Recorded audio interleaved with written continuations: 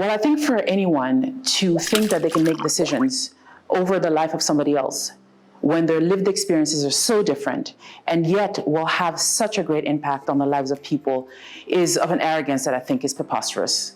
Women are more than 50% of this planet, and decisions cannot be made that will affect their lives without them at the table. We all have to admit that we have biases. We don't always recognize these biases in our thought processes, in our decision-making processes.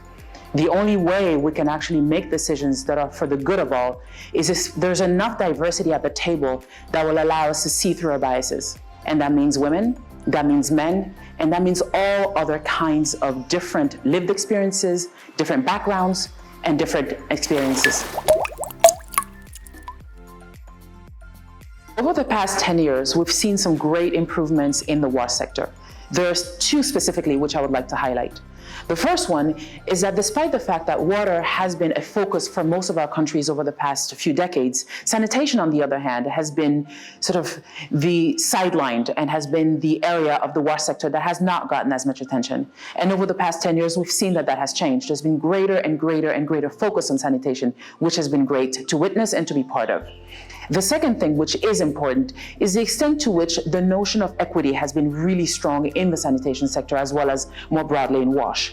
The fact that more are talking or investing into different parts of the sector that are really trying to ensure that we leave no one behind. The focus on gender, the essence of gender and what does that mean for sanitation policy, for sanitation practice has been great to see. Looking at also different communities within the sanitation sector has been something that has gathered attention, and to see so many actors really spend their energy and their focus on ensuring that no one is really left behind has been a great improvement in the sector. Decision-making spaces are about power, and those that hold these power today are unwilling to relinquish it and are unwilling to open the spaces to others. And as such, for women to get greater representation, it has to be an intentional stepping into the room and taking those spaces.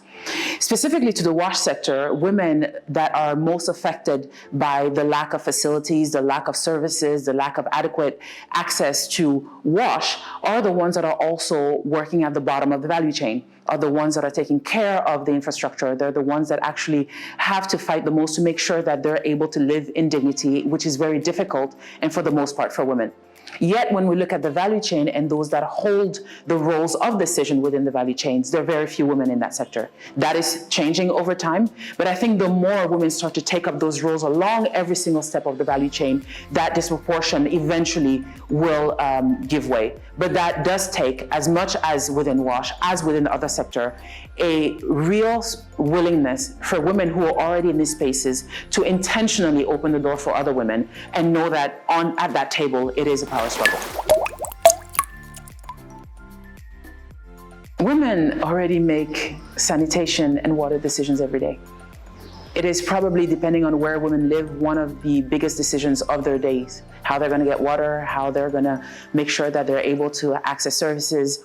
The only problem is that those decisions tend to stay at the household level. And when decisions are being made beyond the household, at the community level, at the national level, those decisions are made without them at the table. But yet, those are the same decisions that are going to decide how they make those decisions at the household level. Empower Women is just ensuring that women's voices are not just present, but are prominent at the decision-making table from the national and the global level, in acknowledging that it's going to have an impact at the household level. That is the only way that any of us are going to live in a space that is not only sustainable, but protects the dignity of every one of us.